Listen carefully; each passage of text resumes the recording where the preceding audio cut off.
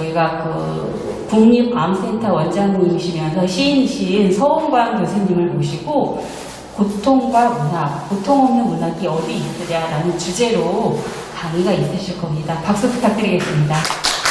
오늘 말씀드릴 것은 이제 고통과 문학, 또 고통 없는 문학이 어디 있으랴 이런 주제로 말씀을 드리겠습니다. 사실은 뭐 고통이라면 누구나 잘 알 겁니다. 그런데 인간은 고통받는 존재이고요. 부처님은 인생은 고해다 그랬죠. 고통의 바다. 고통이 뭐 몇 군데 있는 게 아니고 고통 바다에서 우리들이 산다고 말씀하셨고요.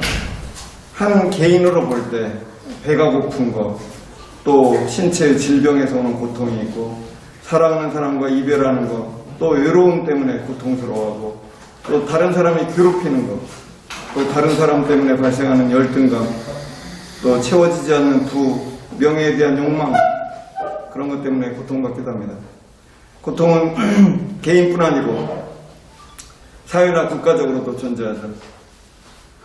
빈부격차, 인종 간의 갈등, 종교 간의 갈등, 공장에서 내뿜는 매연, 소음, 공기와 하천이 오염되는 것, 그런 모든 사회 활동이 고통의 원인이 됩니다.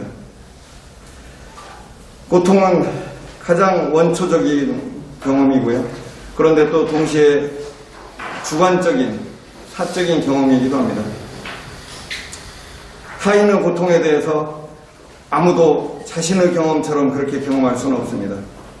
고통이 어떤 때는 그 고통스러운 것은 타인과 공유할 수 없기 때문입니다. 내가 죽어갈 때 아무리 나를 사랑하는 가족이 있어도 같이 죽진 않습니다. 내가 잠 못 들고 고통스러워할 때 가족이 옆에서 잠에 들어있는 모습을 볼 때 어떤 사람들은 실제로 배신감을 느껴요.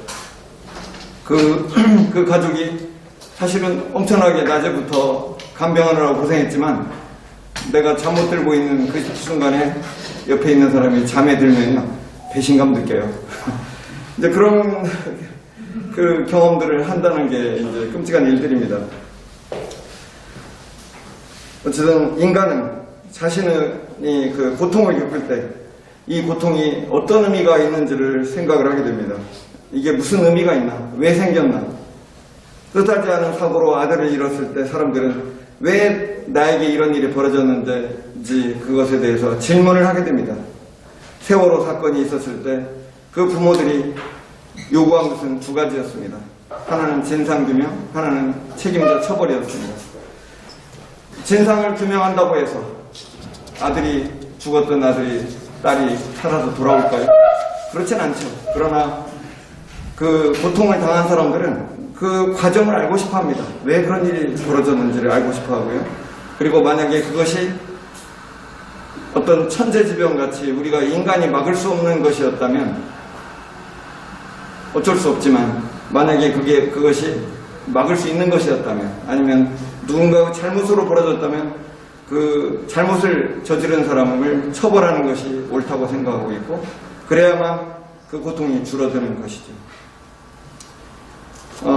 제가 이제 자료를 다 드렸고요. 그 자료에 보시면은 2번에 이제 고통은 불필요한 악인가 이렇게 써 있는데 근데요 때로는 고통이 대부분은 없어야 될 대상으로 생각하지만 고통이 필요하다는 주장도 만만치 않습니다.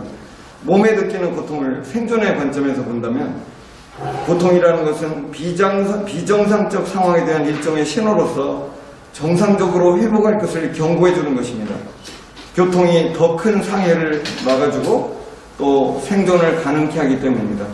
제가 바늘에 찔렸을 때 가시에 찔렸을 때 내가 소스라치게 놀라면서 깜짝 놀라죠. 그러나 그 고통 때문에 더 손상당하지 않도록 나를 보호하는 작용을 한다는 것이죠.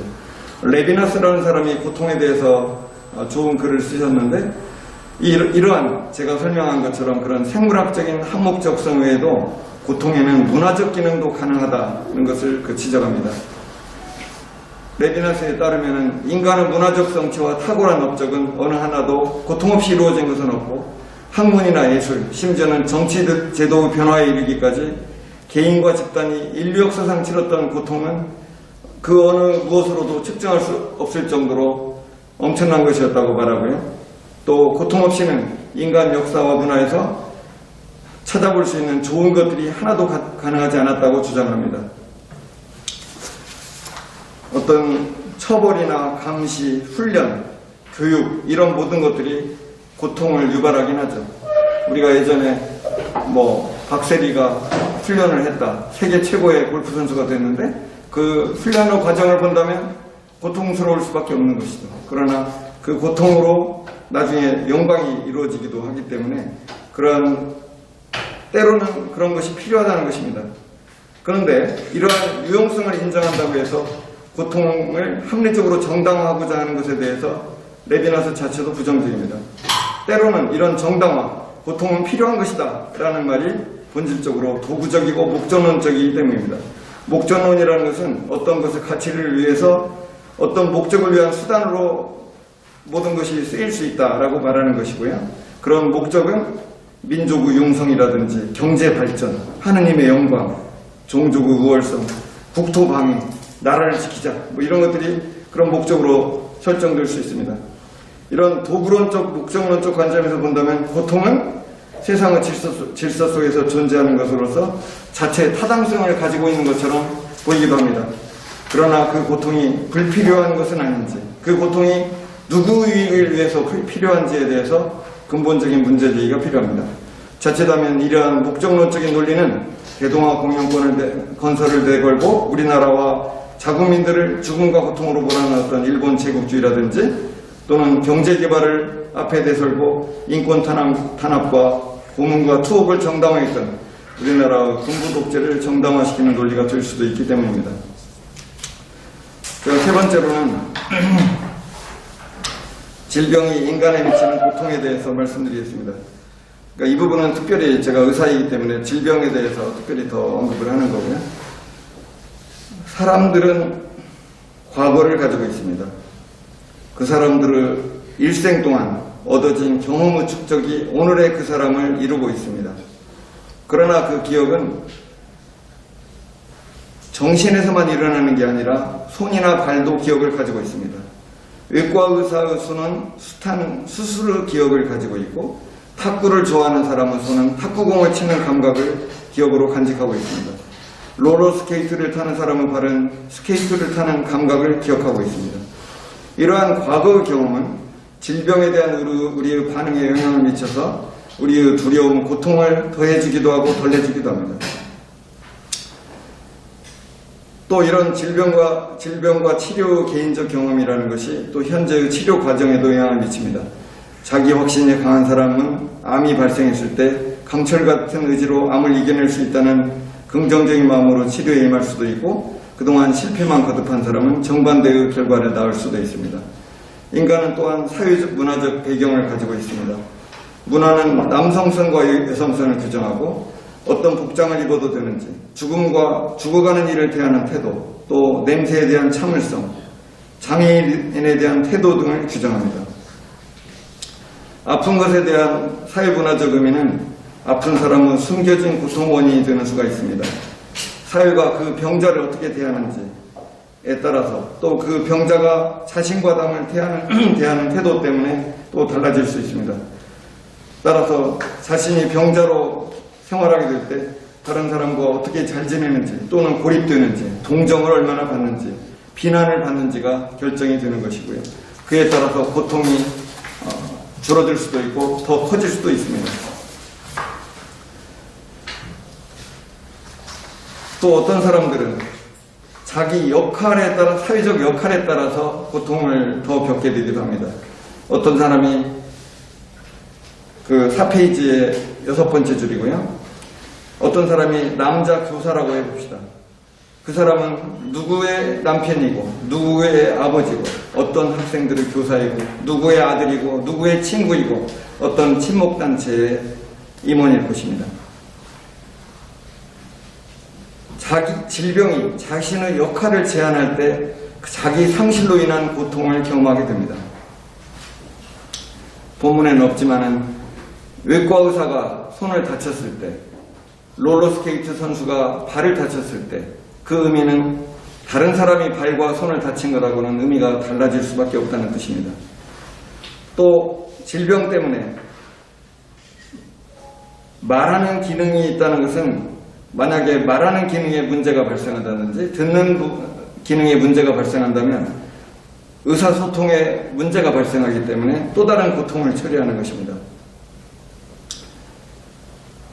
그리고 이런 질병 때문에 만약에 직업을 잃게 된다면 그것은 또 다른 사회적 고통을 처리하는 것이죠.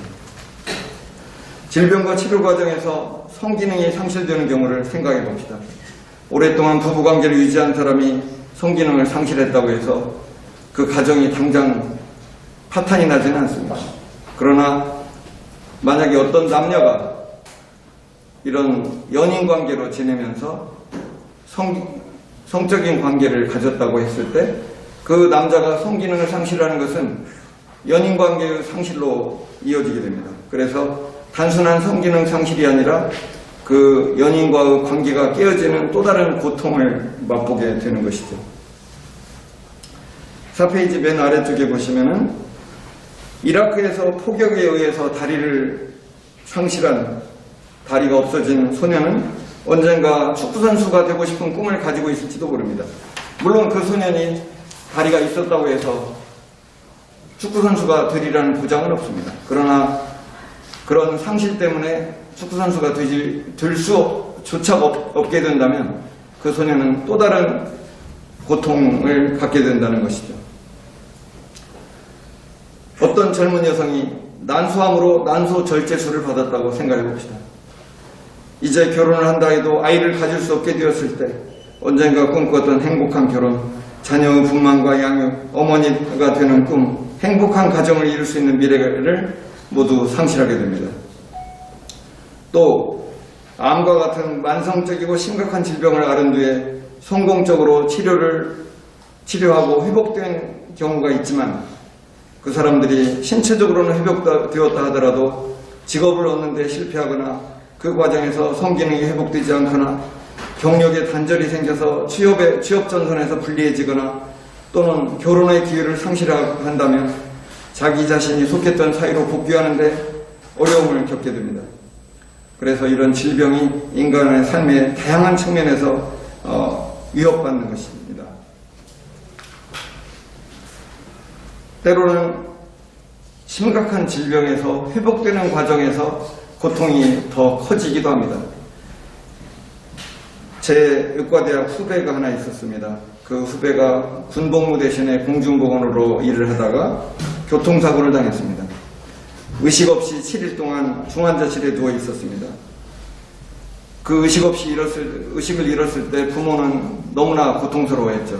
그런데 정신이 깨어났고 6개월 또 1년 동안 재활훈련을 받았습니다.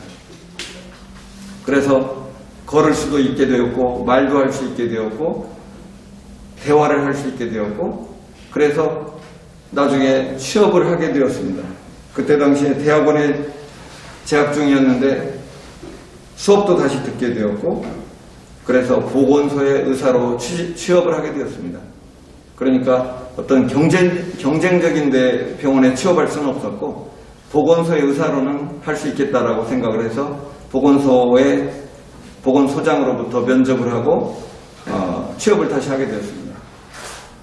그렇지만 취업을 다시 해보니까 이 본인이 자기가 예전처럼 의사로서 직업 수행을 제대로 하는 것에 어려움이 있다는 것을 깨닫고 좌절을 하게 됩니다. 그래서 자살을 선택하게 됩니다. 자살했습니다. 그러니까 그 환자를 제 후배를 진료했던 신경외과 의사는 자기의 수술은 대단히 성공해서 저 사람을 제대로 재활을 했다고 믿었을 텐데 그 회복되는 과정에서 사회적 역할에 좌절하고 자살을 선택한 것이죠. 이것은 바로 한 인간이 얼마나 다양한 측면에서 질병에 의해서 고통받는지를 보여주는 사례라고 하겠습니다. 지금까지 그 고통에 대해서 제가 말씀드렸고요. 다음은 고통과 문학에 대해서 말씀을 드리겠습니다. 고통과 문학에 대해서 이야기를 하다 보니까 이 고통을 제가 그냥 임으로 신체적 고통, 정신적 고통, 사회적 고통으로 그냥 임으로 나눴습니다. 그러나 여러분이 잘 아시겠지만 신체적 고통과 정신적 고통과 사회적 고통은 결코 나눠질 수 있는 게 아니에요. 신체적 고통이 극심한데 정신적으로 평화를 유지하는 게 가능하겠습니까? 거의 불가능하죠. 말기암이라고 진단을 받고 자기 삶의 존재가 위협받는데 평화를 느낄 수 있을까요? 뭐 거의 불가능하다고 볼 수 있습니다. 그래서 암 환자들은, 특히 말기암 환자들은 우울증과 불면증에 시달리는 것입니다. 그리고 때로는 자기 학대, 자기 자책 이런 데 시달리는 것이죠. 제가 그냥 임으로 나눈 것이지만 신체적 고통이 그 문학의 신체적 고통에 의해서 쓰여진 문학들을 몇 편을 보겠습니다. 첫 번째는 전라도길이라는 시고요. 지금 6페이지에 전라도길, 하나원, 소록도 가는 길, 가도 붉은 황토길, 숨막히는 더위뿐이더라. 낯선 친구 만나면 우리들 문둥이끼리 반갑다. 천안 삼거리를 지나도 수세미 같은 애는 서산에 담는데 가도 붉은 황토길, 숨막히는 더위 속으로 쩔름거리며 가는 길, 신을 벗으면 버드나무 밑에서 직가다비를 벗으면 발가락이 또 한 개 없다. 앞으로 남은 2개의 발가락이 잘릴 때까지 가도 천리길 전라도길. 쉽게 아시는 시죠. 하나원 씨는 나병, 요즘 한센병이라고 합니다. 근데 그 당시에 부를 때는 뭐라고 불렀겠어요? 문둥병. 그렇죠. 문둥병이라고 불렀죠. 그 당시에 한센병이라고 부르는 사람은 없었습니다. 그런 병명도 없었고요. 문둥병에 걸린 겁니다. 그래서 발가락이 끊어지는 거죠. 그래서 이제 소록도로 가는 동안에 또 발가락이 또 떨어져 나가는 것이죠. 그 다음에 하나원 씨 또 다른 시가 있습니다. 벌이라는 시가 있고요. 죄명은 문둥이, 이건 참 어처구니 없는 버려올시다. 어느 법문의 어느 조항에도 없는 내 죄를 변호할 길은 없다. 옛날부터 사람이 지은 죄는 사람으로 하여금 벌을 받게 했다. 그러나 나를 아무도 없는 이 하늘 밖에 내세워놓고 죄명은 문둥이, 이건 참 어처구니 없는 버리올시다. 하나원 시인은 1919년생이고요. 함경남도 사람인데 전라도 이리동고를 졸업하고 일본으로 유학까지 했어요. 일본에 건너가서 고등학교 졸업하고 중국에 건너가서 북경대학 농학원을 졸업하기도 했다고 하는데 27살에 나병이 걸려가지고 떠돌다가 이제 1975년에 57세 나이로 사망했습니다. 그 다음에 이제 우리에게 널리 알려진 윤동주라는 시인이 있습니다. 대한민국 국민들이 윤동주 시인을 모르는 사람이 없을 정도로 유명하신 분이죠. 근데 그분의 덜 알려진 시 중에 병원이라는 시가 있어요. 제가 한번 읽어보겠습니다. 살구나무 그늘로 얼굴을 가리고 병원 뒷뜰에 두어 젊은 여자가 흰옷 아래로 하얀 다리를 드러내놓고 일광욕을 한다.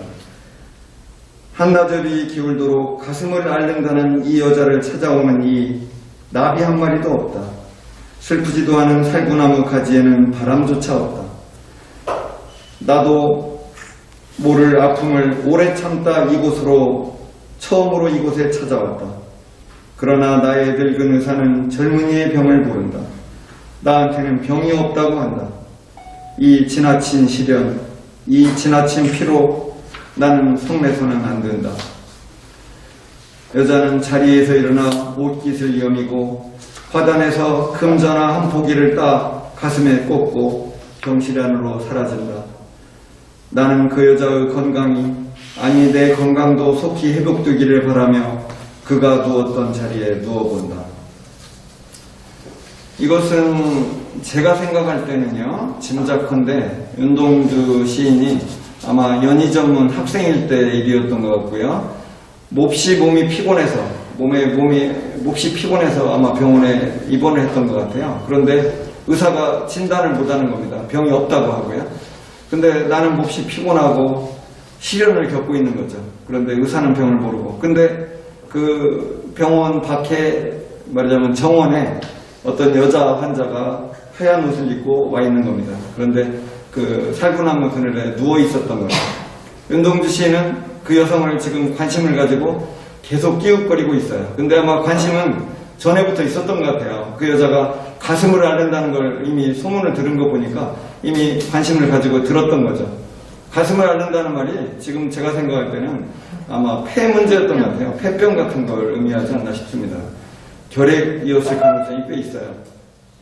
근데 그 여성도 아마 피곤하겠죠. 그래서 이제 그늘에 쉬어서 누워서 그 여성이 벌러덩 누워 있을 때는 피곤하지 않으면 그러진 않겠죠. 그러다가 이제 여성이 금전알을 따서 가슴에 꽂고 사라집니다. 그런데 놀라운 일은 윤동주 시인이 그것을 열심히 관찰하고 있다가 그 여성이 누웠던 자리에 가서 자기도 똑같이 누워보는 겁니다. 얼마나 정말 말 한번 걸어보고 싶은데 그 여성과 자기를 지금 동일시하는 거죠. 그 여성이 누웠던 대로 그 자리에 그 여성은 온기를 느끼고 싶은 것처럼 누워보는 겁니다. 네, 피곤하고 시련을 겪고 그러나 그 여성도 나도 나았으면 하는 것이죠. 아마 제가 생각할 때는 그 여성한테 끝내 말은 더 이상 걸지 못하고 이걸로 그냥 끝인 것 같습니다. 그래서 그런 시가 되겠고요. 그 다음에 조지훈 시인의 병에게라는 시가 있어요. 그런데 이 시는 다른 시들하고는 많이 다릅니다. 조지훈 시인은 여러분 잘 아시다시피 청록화 시인이고 지조론이니 뭐니 이런 선비에 관한 이런 글도 쓰셨는데 시도 그런 겁니다. 질병을 이겨내려는 그런 어떤 관조의 정신 그런 게 있다고 볼 수 있습니다. 병에게 조지훈 어딜 가서 까맣게 소식을 끊고 지내다가도 내가 오래 시달리던 일손을 떼고 막 안도 웃음을 돌리려고 할 때면 그때 자네는 어김없이 나를 찾아오네. 자네는 언제나 우울한 방문객 어두운 음계를 밟으며 불길한 그림자를 이끌고 오지만 자네는 나의 오랜 친구이기에 나는 자네를 잊어버리고 있었던 그동안을 뉘우치게 되네. 자네는 나에게 휴식을 권하고 생의경을 가르치네. 그러나 자네가 내 귀에 속삭이는 것은 마냥 허무. 나는 지그시 눈을 감고 자네의 그 나직하고 무거운 음성을 듣는 것이 더없이 흐뭇하네. 내 뜨거운 이마를 집어주는 자네의 손은 내 손보다 뜨겁네. 자네의 이마의 주름살은 내 이마보다도 눈물겨웠네. 나는 자네에게서 젊은 날을 초췌한 내 모습을 보고 좀 더 성실하게 하던 그날의 메아리를 듣는 것일세. 생애의 집착과 미련은 없어도 이 생애는 그지없이 아름답고 지옥의 형벌이야 있다손 치더라도 죽는 것 그다지 두렵지 않노라면 자네는 몹시 화를 내었지. 자네는 나의 정다운 벗 그리고 내가 공경하는 친구. 자네가 무슨 일을 해도 나는 노하지 않네. 그러나 자네는 좀 이상한 성밀세. 언짢은 표정이나 서운한 말 뜻이 서로 맞지 않을 때는 자네는 몇 날 몇 달을 쉬지 않고 나를 설복하려 들다가도 내가 가슴을 헤치고 자네에게 경도하면 그때서 자네는 나를 뿌리치고 떠나가네. 잘가게 이 친구 생각내키거든 언제든지 찾아주게나. 차를 끓여 마시며 우리 다시 인생을 얘기해보세 그려. 되게 들으셨겠지만은 어쨌든 이 시는 죽음을 자기 친구처럼 그리고 죽음을 통해서 자기 인생을 성찰하게 되는 그런 기회를 갖게 되는 그런 깨달음을 어떻게 보면 멋있게 보면 어떤 성숙한 태도라고 할까요? 그런 이제 시라고 할 수 있겠죠. 그 다음에 허수경의 시를 좀 읽어볼까요? 내 영혼은 오래되었으나 허수경 오후 2시경 영상 15도 바람은 서북 구름 아침에 잠깐 안개구름이 지나가고 난 뒤 맑은 하늘 오후 2시경 문 앞에 하얀 병원차가 서고 들것을 들고 하얀 남자들이 문 안으로 들어갔다 나온다. 배달한 음식의 빈 식기를 가져나오듯 무념한 얼굴. 무슨 일이 일어나고 있는가. 거미줄, 정원, 그림 같은 꽃, 구두 한 짝, 그리고 반쯤 열린 문. 그러니까 병원차가 서고 들것을 들고 하얀 남자들이 문 안으로 들어갔다 나온다. 그러니까 아마 누가 아픈 모양이죠. 아팠거나 죽었거나 둘 중에 하나인데 그래 들고 나왔는데 문제는 그거죠.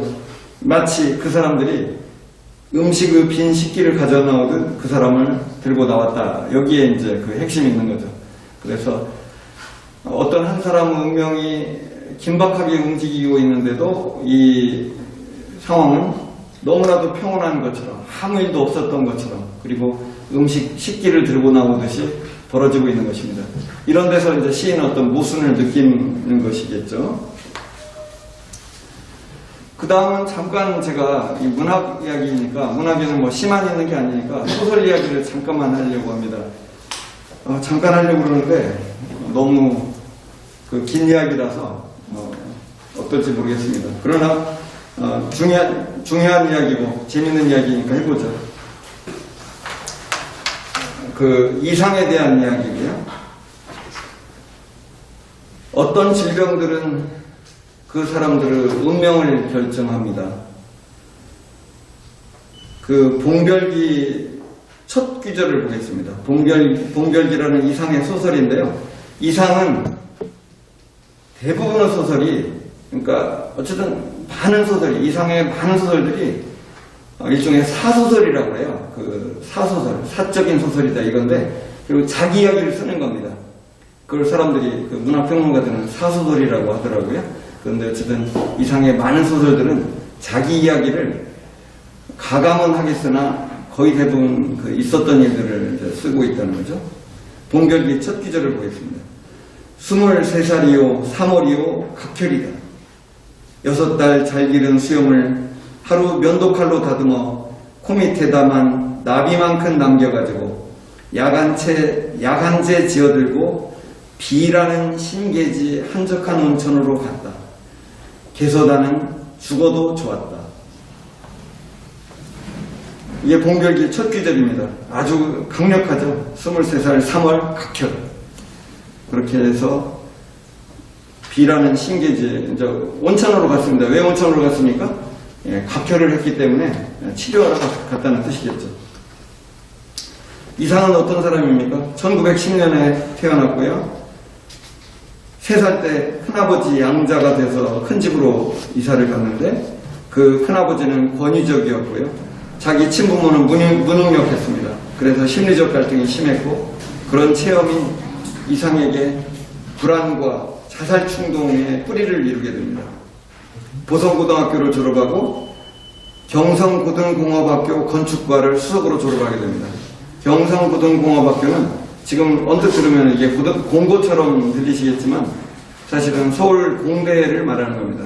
서울공대 전신이죠. 서울공대 전신은 건축과를 수석으로 졸업하죠. 그리고 이미 그때 당시에 그 그림에도 소질이 많아가지고 막 그림과 도안에서도 상을 막 계속 받게 됩니다. 그러니까 글도 잘 쓰고 그림도 잘 그리는 거죠. 그리고 심지어는 건축도 잘한 거죠. 그래서 건축에서도 수석 졸업을 한 거죠. 근데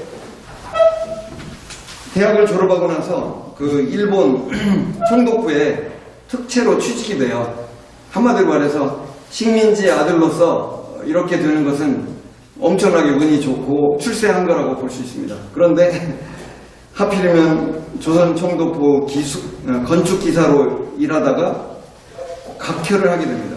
1931년 건축공사 현장에서 피를 토하고 쓰러집니다. 그래서 그 당시 이야기를 그 수필로 써놓은 게 있습니다. 거기 보면 이렇게 나옵니다. 그는 의사의 얼굴을 몇 번이나 쳐다보았다. 의사도 인간이다. 나하고 조금도 다를 것이 없는. 이렇게 속으로 아무리 부르짖어 보았으나 그는 의사를 한낱 위대한 마법사나 예언자 쳐다보듯이 보지 아니할 수 없었다. 의사는 붙잡았던 그 팔목을 놓았다. 가만히. 그는 그것이 한없이 섭섭하였다. 부족하였다. 왜 벌써 도울까? 왜 그만 도울까? 그만 보아가지고도 이 묵은 노중병자를 뚫어 들여다볼 수가 있을까? 꾸지람 듣는 어린아이가 할아버지 눈치를 쳐다보듯이 그는 가련한, 참으로 가련한 눈으로 의사의 얼굴을 언제까지나 대로 타들어온다.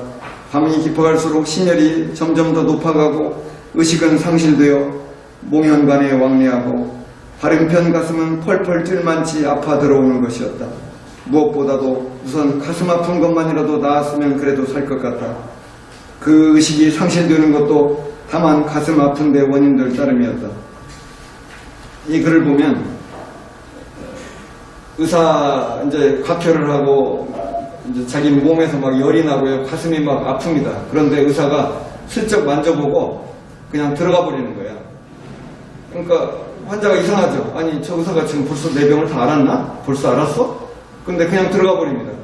그리고 자기한테는 아무런 조치가 취해지지 않는 거예요. 나는 너무 아픈데.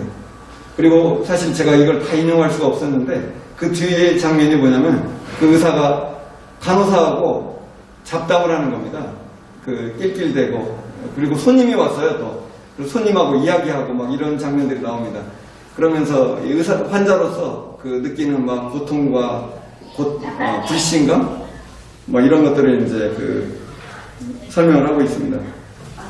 어쨌든 그 이상이 결국은 이 결핵에 걸린 사건은 이상의 운명을 어마어마하게 바꿔놓는 것입니다. 그래서 그 점점 그 결핵 때문에 이상의 몸이 점점 피폐해져 가는 것이죠. 그래서 제가 이제 여기 12페이지에 보시면은 앞쪽에 보시면은 어쨌든 그 의사로부터 결핵이라는 진단을 받게 되고 그 죽음이 자기를 향해서 서서히 다가오는 공포에 떨게 됩니다. 그래서 그 고통의 시간을 그는 점점 죽어왔다라고 표현을 합니다. 어쨌든 다시 약간 그 이제 이런 사건 때문에 그 봉별기에 기록된 것처럼 이상은 1933년 결핵을 치료하기 위해서 황해도에 배천 온천에 가는 겁니다. 배천은 황해도에 있는데 아까 그 봉별기에는 B라고 써있죠. 영어 B라고 써있는데 그게 배천을 말하는 거예요. 한자로는 백천인데 사람들이 그냥 배천이라고 불렀던 것 같습니다. 그래가지고 총독부 그 잘 나가던 총독부 기사를 사직을 하고 배천에 이제 그 가는 것이고요. 그 갈 때 꼽추화가 구본홍하고 같이 가는 거고 약한제를 들고 갔다는 게 그 아마 한약을 지었던 것 같아요. 그런데 그 당시에는요 결핵은 치료약이 없었습니다. 서양의학에서도 치료약이 없었어요. 그래서 그냥 온천에 요양하러 갔던 겁니다. 공기 좋은 데로 간다 이렇게 이제 생각을 했던 거죠. 근데 이상이 엉뚱하게도 거기서 금홍이를 만나게 되고요. 그 장구 치는 소리를 듣고 금홍이를 찾아갑니다. 그래서 금홍이하고 이제 놀게 되죠. 그래서 뭡니까? 거기 써 있습니다. 사흘을 못 참고 기어이 다는 여관주인 영감을 앞장세워 밤에 장고 소리 나는 집으로 찾아갔다. 그래서 만난 것이 금홍이다. 지어가지고 온 약은 집어치우고 나는 전혀 금홍이를 사랑하는 데만 골몰했다. 못난 소린 듯 하나 사랑의 힘으로 각혈이 다 멈췄으니까. 금홍이하고 놀았더니 각혈이 멈췄대요. 너무나 좋은 치료법입니다. 저도 의사로서 이런 처방을 할까 싶습니다. 금홍이는 누군가요? 16살에 머리를 얹어가지고 그러니까 기생이 되었다는 얘기죠. 17에 딸을 낳았는데 돌만에 애가 죽은 경산부예요. 잠시 이때 헤어졌던 이상이 왜 헤어졌냐면 그 이상 아버지 그러니까 큰아버지 그 상이 그 제삿날이 다가왔어요. 그래서 그 큰아들이 아들로서 그 제사에 참여를 해야 됐습니다. 그래서 금홍이하고 헤어지는 거죠. 그래서 서울로 돌아옵니다. 그래가지고 나중에 이제 금홍이가 다시 서울로 찾아와서 만나게 됩니다. 둘이 이제 연락처를 주고받았겠죠. 그래서 금홍이가 서울로 찾아오는 거예요. 그래서 둘이 만나가지고 이번에는 동거를 같이 하는 것이죠. 동거하면서 다방 제비를 운영하는 거고요. 이때 체험이 그의 대표적인 소설 날개에 상세하게 묘사되어 있습니다. 그런데 이때 여러 남자들과 만남을 지속하던 금홍이가 가출을 하게 되고요. 아내를 찾아다니다가 포기한 이상이 아내와 살림을 정리하고 이사가는 장면이 공포기록이라는 제목이 붙은 소설에서 쓰여져 있습니다. 이상은 이때 몸도 망가지고 돈도 못 벌게 됐어요. 처음에 금홍이는 이 수제 같고 수제인 청년 이상이라는 수제 청년이 너무나 멋지고 말도 잘하고 놀기도 잘하기 때문에 금홍이는 뿅 빠져가지고 이 이상을 찾아서 서울로 갔던 겁니다. 근데 가서 생활하고 보니까 완전히 생활 무능력자예요. 그래서 할 수 없이 자기가 몸을 팔아서 그 돈을 대야만 됐습니다. 살다 보니까 안 되겠어요. 이상을 기대해가지고 살 수가 없습니다. 그래서 아마 돈 좀 있는 괜찮은 남자하고 도망을 갔던 것 같습니다. 어쨌든 이 금홍이가 가출한 뒤에 그 이상이 자기 짐을 정리하고 이제 돈도 없으니까 그 집에 같이 살 필요가 없게 됐어요. 그래서 이제 떠나게 됩니다. 아내의 흔적이 있는 집을 정리하고 더럽고 좁은 집으로 이사하기 위해 둘만이 살던 집을 정리하는 과정이 기록되어 있는데요. 그 짐을 다 버리게 됩니다. 잘 보세요. 그는 내 손때가 묻은 물건은 하나도 없다. 나는 책을 태워버렸다. 산적했던 서신을 태워버렸다. 그리고 나머지 나의 기념을 태워버렸다. 몹시 피곤하다. 그 악취가 가득한 육신들을 피를 토하는 내가 헌 구루마 위에 걸레짝같이 실어가지고 운반해야 한다. 책상 다리를 하고 앉은 채 그냥 앉아있기만 하는 것으로 어떻게 이렇게 힘이 드는지 모른다. 그저께는 그저께보다도 여유고 어저께는 그저께보다 여유고 오늘은 어저께보다 여유고 내일은 오늘보다 여유일 터이고 나는 그럼 마지막에는 보숭보숭한 해골이 되고 말 것이다. 이렇게 기록했습니다. 그 뒤에 이제 이상은 스루라는 다방을 운영하기도 하고 식스나인이라는 다방도 운영을 했는데 모두 경영에 실패했고 등등등등 하다가 어떻게 하다 또 변동임이라는 여성을 만나가지고 결혼을 합니다. 그런데 6월에 결혼했는데 9월에 도쿄로 건너가게 돼요. 그래서 일본에 갔다가 일본에서 수상쩍은 젊은이라는 죄명으로 불령선이라는 제목으로 체포됩니다. 그래서 결핵으로 죽어가던 사람이 결국은 경찰에 잡혀서 한 달 이상 경찰에 구금되어 있다가 다 죽을 때가 되니까 일본 경찰이 꺼내줍니다. 시체 치우기는 싫잖아요, 경찰들도. 그래서 내보내죠. 그래서 죽기 직전에 소설 종생기를 쓰게 됩니다. 그 종생기를 잠깐 읽어볼까요? 어머니 아버지의 충고에 의하면 나는 추호에 틀림도 없는 만 25세와 11개월의 풍안의 미소년이라는 것이다. 그렇건만 나는 확실히 노옹이다. 늙은이라는 뜻이죠. 그러니까 왜 어머니와 아버지의 충고가 왜 나오냐면 나의 생일을 계산했다는 뜻이에요. 어머니 아버지가 알려준 내 생일로 계산해보니까 25세 11개월인데 그러면 홍안의 미소년이어야 맞는데 나는 노옹이 되었다 이거죠. 그날 하루하루가 인생은 짧고 예술은 길다랗다 하는 엄청난 한평생이다. 나는 날마다 운명하였다. 나는 자던 잠. 이 잠이야말로 언제 시작한 잠이더냐. 이 잠을 깨면 내 통절한 생애가 개시되는데 청춘이 여지없이 탕진되는 것은 이불을 푹 뒤집어 쓰고 누웠지만 역력히 목도한다. 어쨌든 이 종생기는 일본 동경에서 마지막 죽어가면서 쓴 소설이고요. 근데 자기 자신이 25세의 젊은이지만은 노옹으로서 죽어가는 것입니다. 이상은 김유정이 이제 그 부인을 같이 하던 사람이고 역시 결핵에 걸려 있었고 그런데 김유정이 죽은 19일 뒤에 도쿄 제국대학병원에서 친구와 아내가 지켜보는 가운데 죽어갑니다. 마지막 먹고 싶은 게 없느냐는 아내 변동님의 말에 이상은 멜론을 먹고 싶다고 말합니다. 친구들이 돈을 사와 멜론을 어렵게 사왔으나 그때 멜론은 아마 훨씬 지금도 귀한 거지만은 그때는 아마 훨씬 귀한 것이었을 거예요. 그때 멜론을 사왔으나 이미 먹을 상태가 아니었고 먹지 못하고 죽게 됩니다. 친구였던 서양화가 길진섭이 울리면서 이상의 데드마스크를 뜹니다. 김유정과 이상이라는 문인 두 사람을 결핵으로 동시에 잃은 친구들은 5월 15일 부민관에서 합동 추모식을 가집니다. 아내 변동님은 그를 화장하여 마무리 공동묘지에 묻었습니다. 그러나 변동님은 그 무덤을 한 번도 찾지 않았고 그 데드마스크도 사라지고 말았습니다. 지금까지 그 결핵에 대해서 이상을 중심으로 간단히 그 문학화되는 과정을 말씀드렸고요. 그 다음에 이제 정신적 고통에 대한 말씀을 잘 드리겠습니다. 정신적 고통은 왜 생길까요? 가장 흔한 감정은 우울과 분노겠죠. 파스칼은 인간은 생각하는 갈대라고 말했습니다. 빵세에는 다음 것이 써 있습니다. 인간은 자연에서 가장 연약한 것, 갈대에 불과하다. 하지만 그는 생각하는 갈대이다. 그를 으스러뜨리는데 전 우주가 무장할 필요가 없다.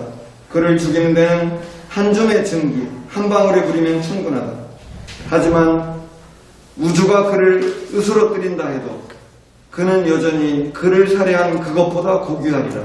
왜냐하면 그는 그가 죽는다는 것을 알고 우주가 그보다 유리한 우월한 위치에 있다는 걸 알지만 우주는 이에 대해 아무것도 모르기 때문이다 라고 했습니다. 한마디로 말해서 인간은 생각할 수 있는 존재이기 때문에 위대하다라는 것이 파스칼의 말이고요. 저도 거기에 동의를 합니다. 그런데 인간이 이렇게 위대한데 인간은 또한 터무니없이 나약합니다. 아주 작은 일에도 자존심이 망가지고 상처를 받습니다. 자기를 쓰러뜨리고 죽이지도 않는데도 작은 말들에도 상처받고 고민하고 몇 날 며칠을 그것 때문에 잠을 못 자는 게 인간입니다. 그래서 이러한 정신적인 고통들이 문학에 고스란히 반영됩니다. 제가 한두 편 시를 읽어볼까요? 김홍수라는 시인이고요. 아비의 노래라는 시입니다. 부제로는 기도라는 부제가 붙어있네요. 하느님, 저도 제가 싫어집니다. 갑자기 제가 미워집니다. 내동 당신을 도리질하다가 이제 다급하니까 찾는군요. 제 맏아들이 우울증이랍니다. 어떤 병원에서는 정신분열증이랍니다. 이제 18 꽃띠 아닙니까? 왜 어느 날 갑자기 매서운 바람을 주십니까? 저건 분명 삶의 열매를 더 연글게 하기 위한 휙 지나가는 소나기지요. 든든한 어른이 되기 위한 한때의 몸살이지요. 하느님 보셨지요? 어제는 밤새 한숨 못 잤습니다. 걔는 나보다 더 큰 내 아들 손을 꼭 잡고 당신을 향해 빌었습니다. 당신은 두 귀 열어놓고 다 들으셨지요? 주여 당신만 믿습니다. 오로지 내 아들 병이 하루빨리 낫기만을 바랍니다.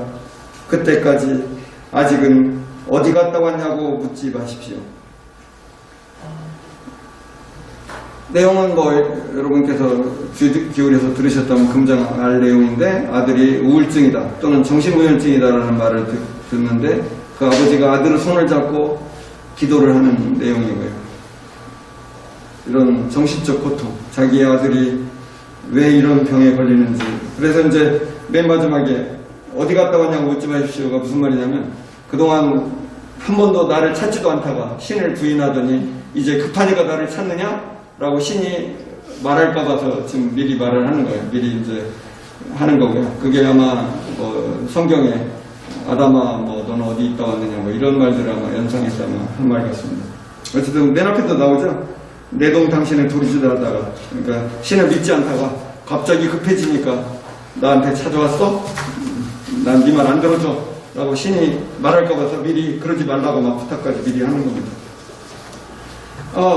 그 다음에는 제가 제 시를 하나 넣어놨는데 제가 이제 그 겨울비 내리는 날에 슬픈 노래를 좀 들어보려고 동영상을 찾다가 슬픈 노래를 듣는 뭐 슬픈 노래 무슨 동영상을 보니까 거기에 막 댓글이 쫙 달린 걸 보고 제가 깜짝 놀랐어요. 그래서 댓글을 보니까 막 1000개가 넘는 댓글이 달려 있습니다. 그래서 댓글을 보다가 아주 그냥 깜짝 놀랐습니다. 그래서 제가 시를 쓰게 됐고요. 슬픈 노래를 듣는 사람들 서원과 내가 너무 추하다.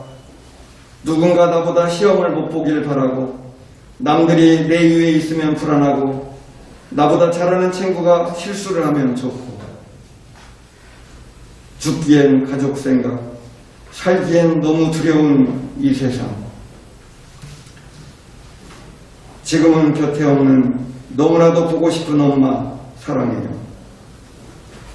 가족 없다. 친구 없다. 돈 없다. 나한테는 뭐가 있지?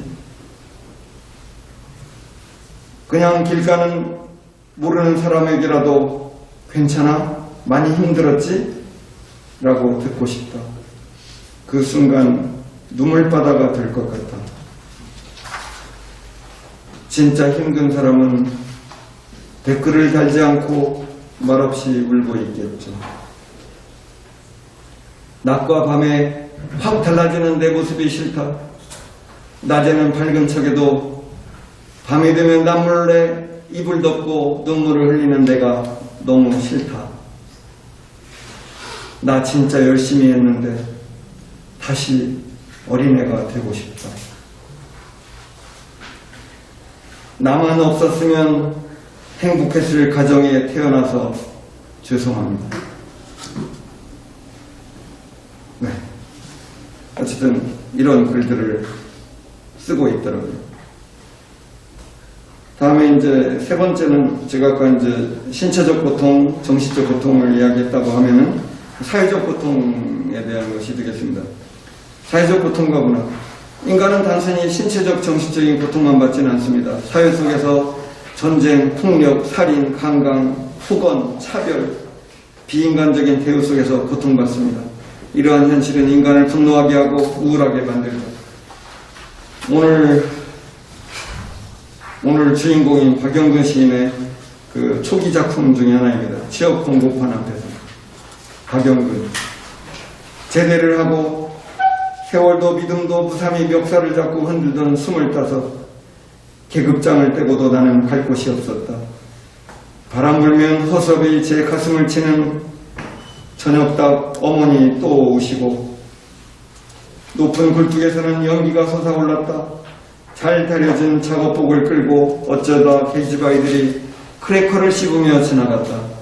가로수 가지마다 매달려 떨고 있는 하나 둘 눈물방울 같은 잎새들. 이른 아침 누이의 세숫대야엔 붉은 피가 자꾸만 번졌다. 발밑에서 으깨지는 비명소리. 나뭇잎들 들판이나 한번 둘러보고 가거라. 갯벌이나 한번 또 한번 돌뿌리에 넘어져 어머니 검정 치맛자락에 피가 흘렀다. 여전히 굴뚝에서는 연기가 솟아올랐다. 출신도 전부, 본적지 서해중학교 졸업. 고향도 두고 사랑마저 등진 신세가 핸드카를 울면서 울어야 하나. 부르면 고향은 조막손 아프게 찌르던 낯자국들. 잘 살자 진성전자 공원들아. 어둡게 화장실 낙서 같은 곳에서도 얼어붙고 오줌을 갈기며 얼어붙은 아랫도리로 이름을 써갈기며 군대 3년 몸으로 떼어나가자 개새끼처럼 웃던 날들 모집 공고 위에도 눈발은 내리쳤다. 내려앉고 싶었다. 이력서도 구겨버리고 문득 공고판 아래 얼어붙는 어머니. 엉겅퀴 들판도 밀어버리고 등 뒤로 움켜진 손마디마디 풀며 떠오르는 눈송이들. 하얗게 쌓여가는 불빛들. 내려앉고 싶었다.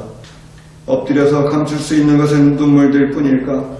전봇대 같은 곳에 기대어 바라보면 어느새 눈발 그친 곳에서도 불빛은 흐려지고 누이어 흩어지고 어디로 또 떠나는 밤기차 소리에도 부서지고. 박영근 시인은 제가 여러 편을 지금 쭉 썼는데요. 읽어보시기 바라고요. 그 개 한 마리 가고 있다. 이 시는 그 20페이지입니다. 20페이지에 개 한 마리 가고 있다는 시는 이제 새만금 방조제가 만들어지고 갯벌이 막히면서 거기에 살던 모든 생명체가 다 죽어버렸습니다. 그래서 그 고향 근처인 그곳에 대해서 시를 쓴 거고요. 아무리 바빠도 이 시 한 편 읽고 내려가겠습니다.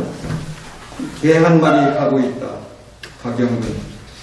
방조제에서 바라보면 큰 가리섬은 벌써 거칠게 파도에 묻히고 있다. 솟구치는 노을 속에 문득 저를 통째로 버리기도 하는 바위벽 너머 지푸른 솔수. 방조제를 넘어온 바람은 한 척지 갈대 숲 속에 박혀있는 몇 척의 폐선을 흔들며 인기척을 묻고 나는 물때가 사라진 옛길을 더듬는다. 죽은 조개들이 떠올라 물길을 찾아 밀려온다는 고정리 찾아가는 길. 파도 위를 떠돌던 바다새 한 마리 수직으로 떨어져 먹이를 낚아채는데 왜 이리 눈물겨운가. 비웃지 마라. 내 여기서 찾고 있는 건 수천 도요새가 머물고 간 갯벌이 아니다. 솥대 위에 걸려있는 눈먼 노란물이 저새가 아니다. 나를 찾고 싶었을 뿐. 나를 눕힐 갯고랑을 찾고 싶었을 뿐. 더는 어디로 돌아갈 수차 없는 기억이 끝내 치우지 못한 개 한 마리. 작은 바위 하나 짊어진 채 가고 있다. 온 숨을 몰아 나를 피해서. 그 다음에 이제 그 21페이지에 칡렁풀이라는 시를 제가 넣었고요. 박철 시인의 시입니다. 칡렁풀, 박철. 내가 처음 인생의 쓴맛을 보게 된 것은 이병 신체 검사에서 이태 거푸 떨어지면서부터다. 이듬해인가 유학 신체 검사에서 떨어지고 몇 년 뒤 입사 신체 검사에서 떨어지고 또 몇 년 뒤엔 이민 신체 검사에서 떨어졌다. 그 뒤로 몇 번인가 더 백목면처럼 담장 옆을 서성이다가 떨어지고 미끄러지고 발목엔 칡렁풀이 걸려 있었다. 처음으로 인생은 다 그러려니 한 것은 지리산 달중에 살던 때 영산홍 꽃물이 땅속 깊이 흩어져 저 아래 뱀사골로 졸졸 흐르며 묻혀갈 때이다. 어느 날 걷다 보니 꽃물은 흘러 남원으로 왔는지 고속버스를 타고 서울까지 북향을 하여 물결 속삭이는 서해도울 속으로 번지고 있었다. 그래도 내가 인생은 살만하다고 처음 느낀 것은 80년인가 통행금지가 사라지던 해 늦은 밤 누군가에 쫓기다가 들어선 하월곡동 여관집. 문간에 앉아 긴 밤 손님을 기다리던 여인이 손 툭툭 털고 따라 들어와 인생처럼 달디단 칡즙 한 잔 내밀 때였다. 너무 일찍 알아버린 바 없진 않지만 돌아보면 인생이란 쓰고 살만하고 그러려니 하면서 얼크러져 속살까지 붙으면서 푸른 잎을 피운다. 아름답구나. 천공에 배달린 잎새마저 몸을 날려 어쨌거나 어우러져 종국엔 세상을 푸르르게 물들이나니. 사실 그 박철 시인은 아는 사람은 알겠지만은 기관지 확장증으로 막 젊을 때부터 계속 박혈하면서 살았죠. 폐도 엉망이 된 상태로 살았기 때문에 이제 그렇게 고통받고 모든 신체 검사에 다 떨어지다가 어쨌든 고통을 받다가 나중에 이제 지금 시에 의하면 인생이 살만하다라고 이제 느끼는 부분이 있었다 이런 것들을 이제 경험으로 쓴 거고요. 뒤에 박영근 시들이 좋은 시들이 많습니다. 그래도 읽어볼까요? 가을비 읽어보겠습니다. 23페이지. 가을비. 길가 플라타너스 나무 밑에서 짜장면 그릇 몇 개 서로 얼굴을 파묻고 비에 젖고 있다. 아무도 돌아보지 않는 빈 그릇 속으로 보이는 빗방울들. 지나가던 행여의 산에 하나 그 모양을 보고 있다. 어디 먼 데로 흩어진 식구들 생각을 하나보다. 플라타너스가 젖고 빗속으로 가지들이 흔들리고 허공에 걸리는 새 울음소리. 나뭇잎들이 길바닥에 낮게 엎드린다. 온통 젖은 얼굴 한 장.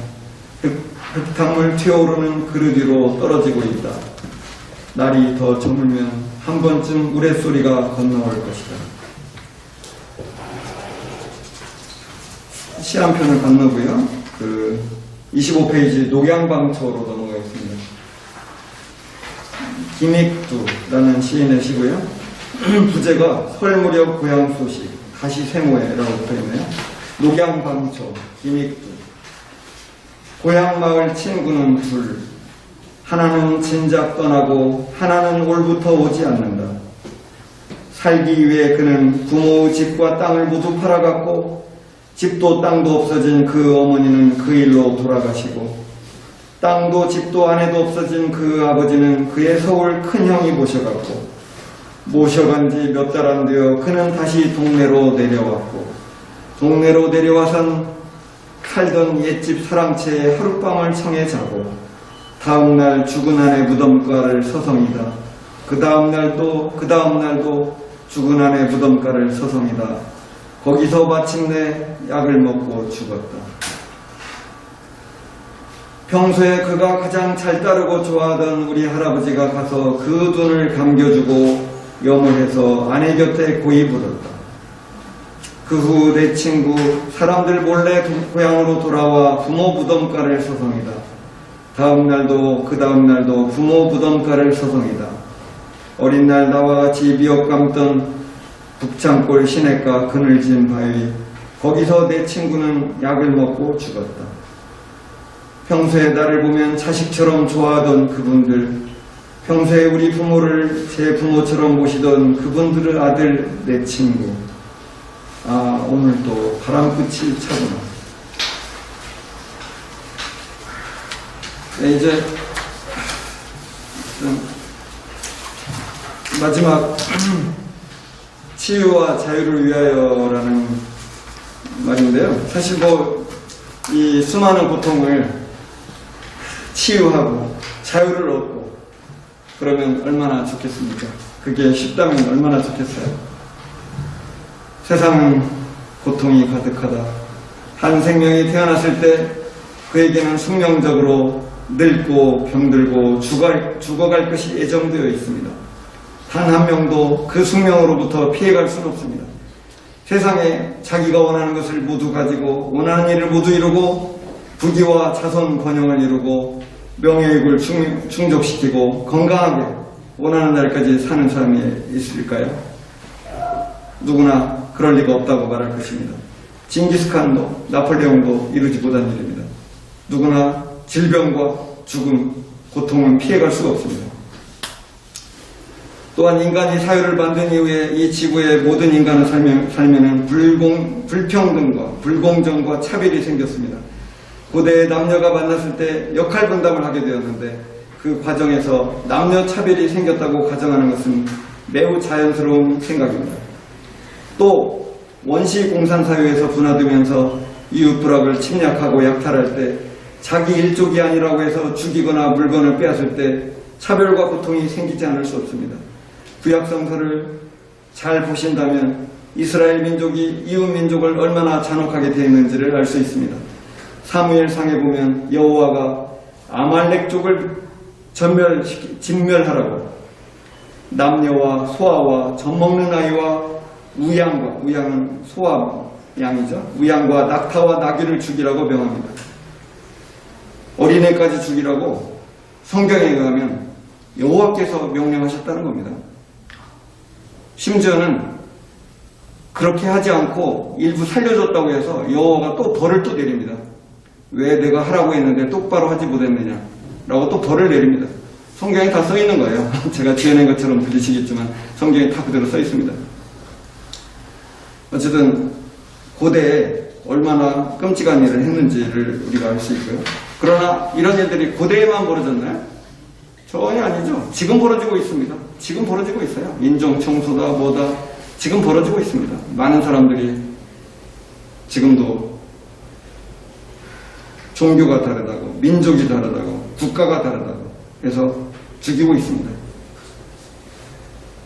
그리고 이런 불평등은 예전에는 고대에는 이웃부족과 양 몇백 마리의 차이였다면 지금은 전 지구적으로 벌어지고 있습니다.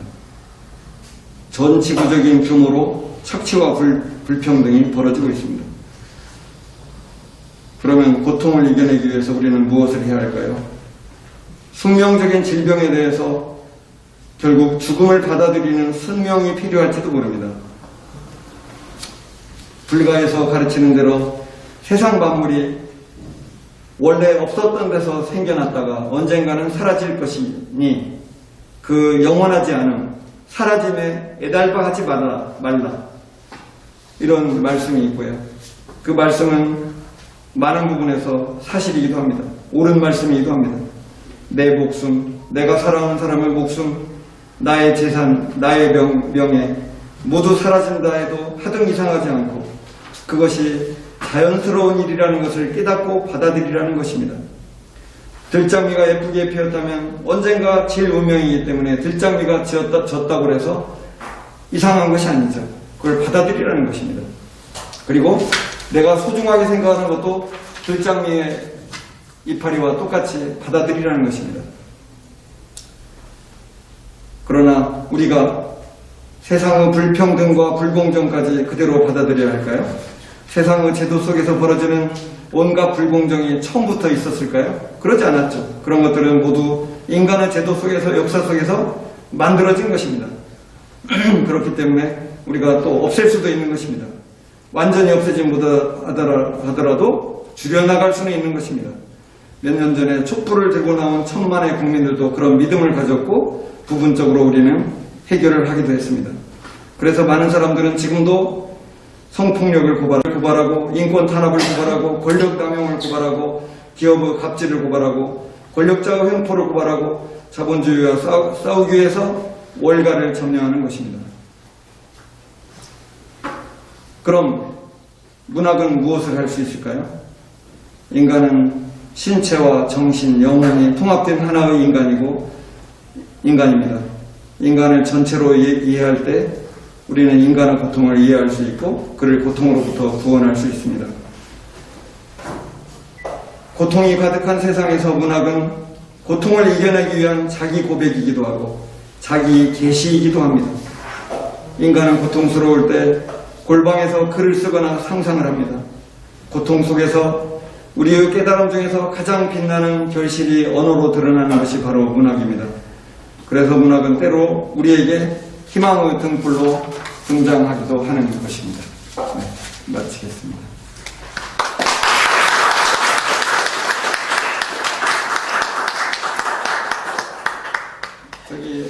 제 생각에 뭐 이렇게 질의응답을 이렇게 가볍게 서로 하는 게 좋겠어요. 뭐 꼭 저한테 질문이라기보다도 느끼는 것을 이렇게 말씀하시는 게 좋을 것 같습니다.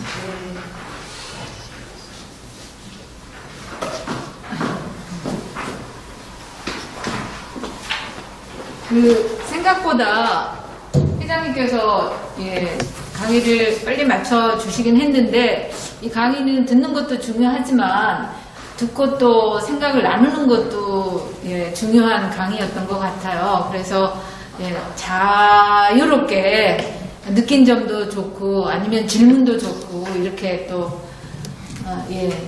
의견 있으시면 좀 발표를 좀 해주시면 좋을 것 같습니다.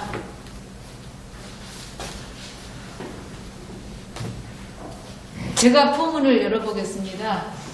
선생님께서 고통에 대해서 한 3가지를 말씀해 주신 것 같아요. 고통이 가지고 있는 신체적인 고통, 그다음에 정신적인 고통, 사회적인 고통, 3가지를 말씀해 주셨는데 그 3가지를 사실은 이제 분류를 해서 또 이렇게 나눠보는 것도 의미는 있겠지만 또 그렇게 고통이 그렇게 오지는 않는 것 같기도 해요. 그래서 저는 개인적으로 그 고통이 사실은 이 3가지가 같이 공존을 하는 건데 그러기 때문에 사실은 우리가 아프면 신체적인 고통만 치료를 받으려고 하다 보니까 나머지 이 정신적인 고통이나 사회적인 고통이 해결이 안 되는 데에서 신체적인 고통이 또 해결이 안 된다는 말씀이에요.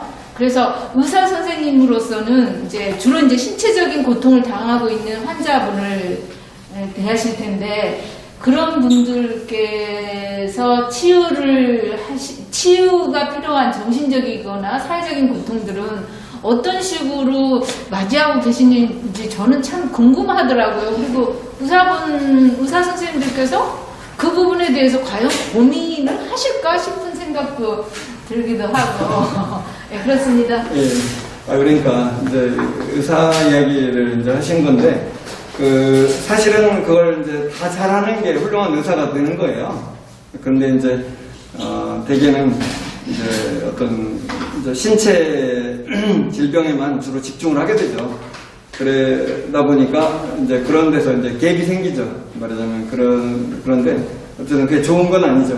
사실 의과대학 강의 안에는요, 그런 것을 잘 하라는 그런 교육이 메시지가 있긴 해요. 그러나 그런 것들이 제대로 지켜지진 않는 것이죠. 예를 들면 여러분들 다 아시겠지만 어떤 사람이 교사가 된다고 할 때 우리가 어떤 생각을 합니까? 어떤 사람이 교사가 됐다 그러면 그 교사가 자기 반 아이들을 막 아주 정말 잘할 것처럼 우리가 생각하지만 현실적으로는 그게 뭐 다 잘 되진 않잖아요. 그렇게 잘하는 훌륭한 사람을 많이 만나진 못하죠. 오늘 마침 스승날이잖아요. 오늘 마침 스승날인데 저도 많은 선생님들을 만났고요. 그러나 존경하는 분도 계시기도 하고 그러나 뭐 또 존경하지 못하는 선생님도 계시고 그렇습니다. 근데 의사도 마찬가지로 그걸 잘 해야 된다라는 것은 우리의 이상이고요. 그렇게 해야만 되는 것이죠. 이제 저는 어느 정도는 가끔 그런 일을 하기도 하죠. 그래서 환자하고 환자는 다른 문제로 왔는데 저는 엉뚱한 이야기를 계속 같이 합니다. 어떻게 말하냐면 요즘 어떻게 지내요? 이렇게 물어봅니다. 요즘 어떻게 지내요? 뭐하고 지내세요? 이렇게 물어보죠. 이렇게 이제 물어보고 하면은 대화를 하는 거죠. 그럼 환자들은요, 자기도 모르게 약간 힐링이 되는 거예요. 그런 얘기를 나누는 것 자체가. 사실은 그 사람은 혈압약 먹으러 왔겠지만, 그러나 이제, 요즘 어떻게 지내요? 라고 물어보면 그 자체가 그 환자에게 갑자기 생각이 확 달라지는 거예요. 이제 그런 시간들이 있는 건데, 모든 환자한테 그렇게 잘해주진 못하죠. 그러나 그런 시간은 상당히 다 소중한 시간이고, 아까 말씀하신, 저도 이제 강조했지만, 신체, 정신, 사회적 이런 것들은요, 다 어마어마하게 얽혀 있어요. 사회적인 편견에 사로잡힌 사람이, 사회적인 편견 때문에 고통받는 사람이 몸과 마음이 좋을 수가 없죠. 사회적 편견은 또 다른 육체의 고통을 낳고 그 안에서 또 다른 그 위험에 빠지는 거예요. 네, 그런 것들은, 그런 예를 드는 것은 제가 아마 10시간 동안 떠들 수 있을 것 같습니다. 그런 수많은 사례들은. 네. 다른 분들도. 네. 뭔가 이제 박영근 시인과 네, 박일환 시인께서. 네. 박영근 시인과 관련해서 이제 궁금한 것 질문을 드리려고 하는데요. 이제 뭐 거기서 아직 15년 되셨는데 마지막에 물론 이 육체적 질병에 떠나시긴 했지만 많은 사람들이 단지 육체적 질병이 아니라 본인 스스로 어떤 정신적 고통을 못 이겨서 스스로 자기를 죽음으로 몰아갔다. 뭐 이렇게 생각하는 분들도 꽤 많아요. 근데 그 돌아가기 직전에 성모생이 아마 그 직전의 상태나 모습들이 봤던 걸로 알고 있고 그러는데 그 박영근 시인이 왜 도대체 어떤 점이 그렇게 박영근 시인을 자기 몸을 완전히 자기가 감기할 정도로 몰아갔을까? 그 이때까지 정신적 고통? 어떤 것들이 이렇게 박영근 시인을 몰아갔을지 뭐 평소에 가까워지기도 하셨고 마지막 병사도 한번 모시고 했는데 그 병사와 연관지어서 그 박영근 시인의 어떤 정신적 고통의 근본에 깔려있는 것들 좀 생각해 보실 게 있는지 뭐 그런 부분을 좀 이렇게 뭐 생각나시는지 좀 말씀해 주시는 것 같아요. 예, 알겠습니다. 지금 이제 질문은 전 박영근 시인의 그 죽음 과정이 이제 결국은 이제 결핵성 뇌수막염으로 이제 사망하게 되었는데 혹시 본인이 어떤 사회적 고통 때문에 그런 어떤 죽음으로 혹시 몰고 간 부분이 있지 않느냐 뭐 이런 질문이고요. 사실 그런 것에 대한 해석은 사실 다 해석이고요. 그런데 이제 박영근 시인이 그 당시에 우리 사회 전체의 변화를 같이 다 봐야 되거든요. 박영근 시인이 뭐 지역 공급판 앞에서라는 시를 쓴 것도 이 그 당시 사회를 다 이해하지 않고는 그 시 한 편을 다 이해할 수 없는 것처럼 다 같이 봐야 돼요. 근데 이제 그때 당시에 뭐 민주화가 어느 정도 최소한의 민주화가 좀 이루어지고 하면서 어떤 그 전에 우리가 그 가치를 가지고 있던 반독재 투쟁이라든지 이런 가치관들이 상실하고 사라지고 하다 보니까 작가회나 이런 부분들도 이제 각자 그동안은 투쟁을 같이 하던 동지들이 하나씩 떠나고 이제는 각자 자기 삶의 어떤 안식을 위해서 이렇게 뿔뿔이 흩어져 가던 시대였습니다. 그 과정에서 제가 뭐 다 아는 건 아니지만은 박영근 시인이 상당히 쓸쓸해하고 거기서 뒤처지는 자기 자신에 대해서 뭔가 막 고통에 느꼈던 것 같아요. 그리고 이제 마지막에 몸에 병이 있었는데 나중에 알고 보니까 그게 결핵이었는데 그 결핵을 이제 잘 치료를 못했고 뭐 그때 당시에 그 먹는 것도 부실했고 뭐 여러 가지로 안 좋았던 것 같습니다. 그 과정에서 결핵이 점점 커졌고 제때 치료를 못했고요. 나중에 제가 연락을 받았을 때는 이미 너무 늦었습니다. 저도 정확히 몰랐고 그 과정을 잘 몰랐는데 저한테 전화가 왔어요. 박영근 시인이 몸이 안 좋으니 한번 만나줬으면 좋겠다. 저도 근데 그때 당시 몰랐고 이게 뭘지? 이게 무슨 일이지? 그랬어요. 그런데 일단 봐야 되지 않겠습니까? 그래서 보자고 그랬죠. 빨리 오라고. 그랬더니 그 전화를 한 분은 성효숙 씨였고요. 그랬는데 바로 한 몇 시간쯤 전화가 왔어요. 박영근에게서 전화 왔어요. 그래가지고 저기 뭐 너희들끼리 무슨 약속을 하고 그러니 난 좀 이따 갈게 그래요. 그래서 내가 그 본인이 원치 않는데 막 강제로 진료를 할 수는 없잖아요. 그래서 저도 좀 당황했죠. 왜냐면 몸이 안 좋다고 해서 내가 봐주려고 그랬더니 갑자기 약간 거절은 완전 거절은 아닌데 약간 그래도 약간 불편한 감정을 표현하더라고요. 그래서 그러면 좋을 때 와 내가 그랬죠. 너 그럼 언제 볼까? 내가 이제 그랬죠. 약간 불편하다고 하니까 그랬더니 시간 나면 내가 갈게 그래요. 그래서 그러면 약간 빨리 보자. 네, 그랬는데 그렇게 전화하고 이틀인가 3일 후에 의식을 잃게 됩니다. 그게 결핵이 여기까지 그때는 여기까지 가슴에만 있었는데 이게 뇌로 가는 겁니다. 그 며칠 사이에 그랬던 거예요. 뇌로 갔고요. 의식을 잃었어요. 그래가지고 이제 그 다음에 뭐 한 2주인가 후에 사망을 하게 됩니다. 근데 어쨌든 이미 늦었던 거예요. 솔직히 의사로서 말씀드리면 2, 3주만 먼저 봤어도 살 수 있었어요. 어떻게 보면 2, 3주만 먼저 우리가 결핵약을 제대로 썼더라면 살 수 있었습니다. 있었을 거라고 생각이 되죠. 근데 어쨌든 그렇게 됐고 다만 뭐 자기 자신을 어떤 자포자기하는 그런 부분들이 있었다고 볼 수 있을 것 같아요. 그 해석입니다만은 그런 부분들이 있었을 것 같습니다. 그 세상이 싫다. 뭐 너도 나도 그 이익을 추구해서 뭐 다 이제 전선을 떠나고 그냥 각자 자기 살 길로 찾아가는 그런 동지들의 그런 모습에서 약간 환멸 뭐 이런 걸 느끼고 아마 그런 것들이 상당한 고통을 초래하지 않았을까 생각이 됩니다. 네. 또 다른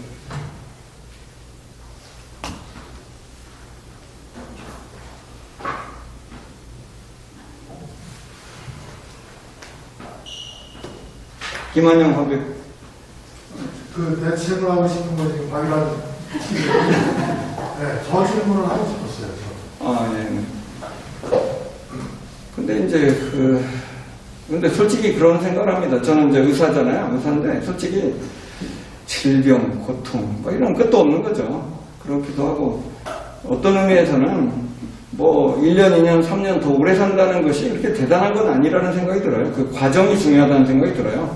1년, 2년, 3년을 더 오래 산다고 해서 더 많은 행복을 추구하고 더 많은 뭐 기쁨을 찾는다고 생각하진 않아요. 어쨌든 그냥 그게 운명이라고 저는 생각합니다. 어떤 의미에서는 운명이다 이렇게 생각합니다. 어떤 의미에서는 운명이다. 물론 그런다고 해서 제가 뭐 죽음을 적당히 빨리 죽자는 뜻은 절대로 아니고요. 네. 저도 한 말씀 여쭙겠는데요. 여기 그 강의 내용 중에도 나와 있지만 이상도 금홍을 만나면서 그 아까도 말씀하신 그 사랑 나눴던 그 시간만큼은 결핵에 대한 고통 같은 거 다 잊어버리고 갑자기 멈춰버렸답니다. 그래서 거기에 그런 이야기 속에도 나오기도 하지만 간혹 그 일반적인 분들도 어떤 뭐 그림을 보거나 아니면 어떤 그 자연 속에 들어가서 병이 정말로 사망 선고가 내려졌던 병이 치유가 되고 다시 건강이 회복된다는 얘기도 종종 있잖아요. 근데 이제 무슨 시인이기도 하시면 또 의사 선생님으로서 과연 그게 실제적으로 그 병이 이게 호전되거나 이러는데 과연 영향이 있는지를 좀 개인적인 소견을 여쭙고 싶습니다. 잘 모르겠어요. 근데 뭐 그런 부분적으로 그런 건 있을 수는 있겠어요. 부분적으로 그 어떤 인간의 정신이라는 게 생각보다 놀랍잖아요. 제가 아까 파스칼 이야기를 했지만 인간의 정신은 생각보다 놀라운 부분이 있어요. 놀랍긴 한데 그러나 한계가 있어요. 한계가. 아무리 제가 정신을 맑게 가지고 막 의지를 강하게 해도 말기 암일 때 죽습니다. 그건 어쩔 수 없어요. 그러니까 뭐 그런 약간 부분적인 효과는 있을 수 있지만 뭐 인간은 한계가 명백합니다. 가끔 말이죠. 이런 게 있어요. 뭐 이런 거 있잖아요. 암 환자들이 자기가 살아나잖아요. 암을 이제 완치가 됐어요. 그러면 그 사람들이 뭐라고 하는 줄 알아요? 나는 말이야, 내가 암 환자가 됐을 때, 암에 걸렸을 때, 내가 막 이러저러 해가지고 막 좋은 거 열심히 먹고, 막 그래가지고 내가 이렇게 낫다. 이런 사람들 굉장히 많습니다. 근데요, 그 사람들이 다 적당히 수술 잘 받고 항암치료 열심히 다 해서 나은 거예요. 근데 그 사람들이 전부 다, 내가 막 뭐 이렇게 해가지고 뭐 내가 좋은 걸 얼마나 열심히 먹은 줄 알아? 막 그러면서 자기 노력을 굉장히 강조하는데요. 생각보다 아무것도 아니에요. 사실은 그렇게 열심히 한 사람들도, 열심히 하고 한 사람들도요, 그 암이 말기에 발견되면 다 죽었던 거예요. 근데 죽은 사람은 말을 못 하잖아요. 그리고 그 죽은 사람은 자기가 열심히 했다는 말을 할 그런 말하자면 뭐랄까 근거가 없어져 버린 거죠. 자기가 죽어버렸기 때문에. 그러니까 그 말도 못하는 거예요. 내가 아무리 열심히 했어도 내가 죽어버리는데 뭐 야 내가 그동안 얼마나 열심히 한 줄 알아 하면서 죽을 수는 없잖아요. 예, 그런 게 못하는 거고 나은 사람은 막 그걸 떠들고 다니는 겁니다. 야 내가 말이야 막 좋은 거 얼마나 열심히 먹고 그래가지고 지금 건강 회복했어 이렇게 떠드는 거예요. 그러니까 그 자체가 굉장한 편견이라는 겁니다. 사는 사람만 떠들 수 있는 권리를 갖는 거예요. 그러다 보니까 그런 것들이 과장되는 겁니다. 네.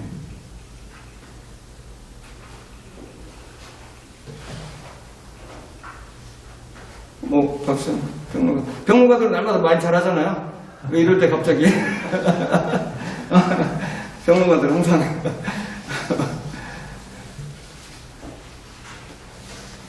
질문 드릴까요? 예, 뭐 질문 드릴 거는 글쎄 저희 거를 이제 병원에 가가지고 잘 치료를 해야 되는 것도 중요한데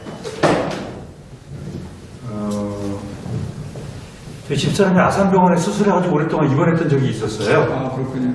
이 폐를 절제해내야 되는 그런 수술이었는데 보니까 돈을 많이 내는 병실은 이쪽 그 한강변 쪽에 병실이 쫙 있어가지고 그렇고 저처럼 당시에 시간 강사였는데 돈이 없는 사람들은 한 6인실 이쪽 그 한강이 전혀 보이지 않는 그런 이 병실에 그 병실이 배치되어 있고 뭐 그런 경험을 개인적으로 좀 한 적이 있거든요. 그거 저희 사적인 경험인데 역사적으로도 본다면 이제 우리나라의 조선시대는 모르겠고요. 근데 의료기관들이 만들어지면서 조선인들이 주로 다니는 병원이라든지 혹은 이 경성에서 일본인들이 다니는 병원이라든지 하는 그런 것들에 차별이 있었나요? 어떻습니까? 식민지시대를 두려고. 일제시대 일본인과 조선인은 차별에 대한 얘기인가요? 예. 그러니까 같은 고통을 다룬다고 하더라도 의사들이 어쨌든 이 고통스러운 환자를 대하는 어떤 이 태도를 기본적인 자질로 배우게 될 텐데 그럼에도 불구하고 제도라든지 이념이라든지 시대에 의해서 어떤 것들이 일반적으로 이루어지는 차별 같은 것들이 있었을까 없었을까? 아 예, 뭐 그건 뭐 차별들이야 뭐 어마어마하게 많았죠. 뭐 그러니까 일제시대 일본인들은 아무래도 조선의 평균 민중보다 다 돈이 많았고요. 당연히 유리한 위치에 있었을 거고요. 지금 아까 박수영 선생님이 이야기하신 뭐 병실이 뭐 한강변이 보이고 이렇게 이야기하셨는데 이 경제적인 차별이야말로 가장 오래된 차별 중에 하나고요. 지금 계속 이루어지는 거고요. 네. 항상 있는 것입니다. 항상 있는 것이고 그 놀랍게도 여러분들은 암이라고 하면 암은 그래도 인간을 차별하지 않지 않는가라는 생각을 할 거예요. 이건희 회장도 폐암에 걸렸었고요. 그러면 뭐 암이라는 건 인간을 차별하지 않지 않겠는가 네, 이렇게 아마 생각을 하실 겁니다. 근데요 놀랍게도 경제적인 차이에 따라서 암이 달라집니다. 암 발생도 달라져요. 그 이상하게 들리죠.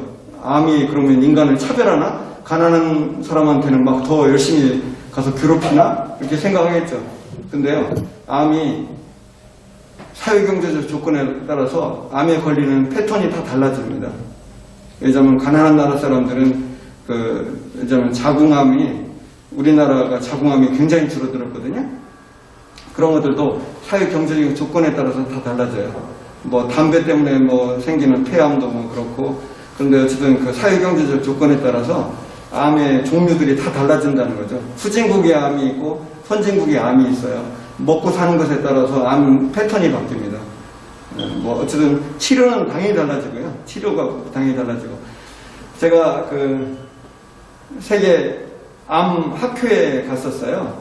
세계 암 학회에 갔는데 거기에 보면은 그 자기들이 그 학교에서 나눠준 팜플렛에 제가 팜플렛을 받았어요. 받아가지고 쭉 보니까 뭐라고 되어 있냐면 자궁암의 5년 생존율 그래프가 쫙 그려져 있습니다. 근데요 놀랍게도 1등이 대한민국이에요. 암 생존율이 가장 좋은 나라가 미국이나 영국, 일본이 아니고요. 대한민국의 암 생존율이 가장 높습니다. 꼴등은 어딘 줄 아세요? 아프리카 우간다예요. 근데 어느 정도 차이가 나느냐? 5년 생존율이 대한민국이 80%, 우간다 18%. 그렇게 차이가 나요. 우리나라가 적어도 거기에서 세계 최고 선진국인 거예요. 네. 그만큼, 그러니까 우간다의 어떤 여성하고 대한민국의 여성은요, 운명이 다른 거예요, 이미. 통계적으로 다른 거예요. 대한민국 내에서는 가난한 사람과 부자가 있지만, 대한민국과 우간다에는 어마어마한 격차가 있는 거예요. 자궁암 생존율이 80%인지 18% 정해지는 거예요. 이미 우리나라가 더 이상 가난한 나라가 절대로 아니에요. 지금 거의 뭐 제가 우리나라 미화하려고 그러는 게 아니라 이미 우리가 선진국이 됐어요. 이미 그런 부분에 있어 너무나 달라졌고요. 세상이 달라졌고, 솔직히 말해서 우리나라가 그 다른 그 동남아나 아프리카, 라틴 아메리카 국가들에 비해서 우리나라 사람들은 지금 건강 상태는 어마어마하게 좋은 거예요. 사실은 그 사회 경제적으로 그렇습니다. 갑자기 이야기가 약간 이상하게 흘러갔네요. 그게 여러분들이 그 실제로 그렇기도 합니다. 저 앞에 계신 분 뭐 질문 하나 없으세요? 있으실 것 같은데? 아니, 지금 줄을 돌아보시고. 아, 제가 여성분한테 관심이 있어서 그래요? 아니, 저는 처음부터 서운관 선생님이 어떻게 해서 문학을 하게 되셨는지 저 혼자 궁금했었어요. 아, 그러셨어요? 네, 의사 선생님이기 때문에 아. 어떤 계기로 아. 문학을 하게 되셨는지. 네. 아, 저도 사실은 지금 오늘 제목이 있잖아요. 예, 고통과 문학이지 않습니까? 고통과 문학. 근데 저도 그런 생각을 합니다. 제가 어떤 사회적 문제에 민감하지 않았다면 시를 안 썼을 게 분명합니다. 그런데 제가 사회적 문제에 좀 민감했기 때문에 저도 고통이 있어가지고 시를 쓴 거예요. 의과대학 다닐 때 사회적 문제에 관심을 가졌기 때문에 시를 쓴 거예요.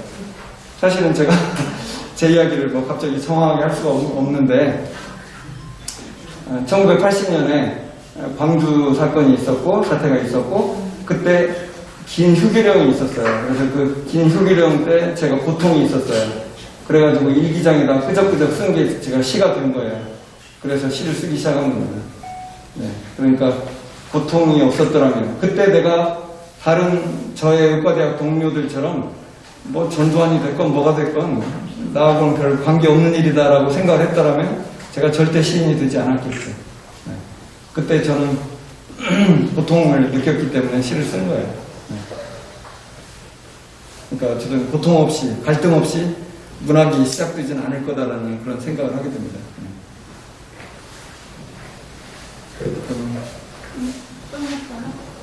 뭐 다른 질문 없으시면 마쳐야 될 것 같은데. 혹시 국립의료원의 환자들에게 시집 보급 운동 같은 걸 하셨어요? 이제 국립암센터에 시집 보급 운동을 할 수 있느냐 이런 말씀이신 것 같은데 시집 보급 지금은 근데 제가 막 뭐 직원들에게 그러니까 암센터 예산으로 막 시집을 사서 막 뿌려라 이런 뜻인가요? 아니, 그건 아니고 병실에다가 시집 비치한다든지. 아, 병실에 시집을 배치한다. 예. 그것도 이제 뭐 다 예산을 사용해야 되는 일인데 좀 한번 생각을 해보겠습니다. 근데 이제 그건 근데 사실 어떤 의미에서는 그 환자들이 일반 그 병실 이용하는 환자들이 시집이 있으니까 너무 좋다라는 어떤 그런 여론들이 있고 한다면 그럴 수 있죠. 그런 근거를 가지고 할 수 있겠죠. 근데 가다 놨더니 아무도 있지도 않는데 막 시집을 비치해서 예산을 쓴다면 이제 또 청문회에 나오라고 할지도 모르죠. 네, 그러니까 뭐 그러나 재밌는 것은요.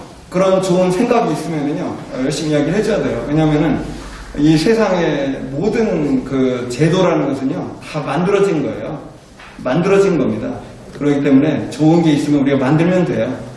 저는 그걸 배웠어요. 뭐든지 이 모든 제도를 있는 그대로 다 전부라고 생각하고 인정하면 안 됩니다. 그게 더 나아질 수 있는 게 있다면 그것을 공유를 해야 돼요. 떠들고 공유하고 하다 보면은 세상을 바꿀 수 있다는 거. 지금 우리가 알고 있는 거의 모든 제도는 다 만들어진 겁니다.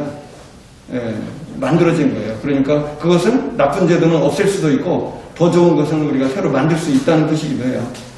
제가 놀라운 게 그 진나라 우리가 진시황 알잖아요. 진시황 여기까지만 제가 이야기할 텐데 진시황 있잖아요. 진시황 때 진나라의 그 법조제도에 대해서 최근에 공부를 좀 했어요.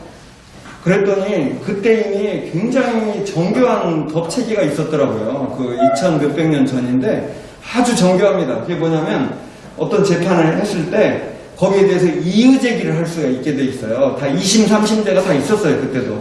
왜냐하면 그 재판에 대해서 불복하는 사람이 있었다는 겁니다. 그러니까 그러면 2심 제도로 하고 3심 제도로 하게 되고요.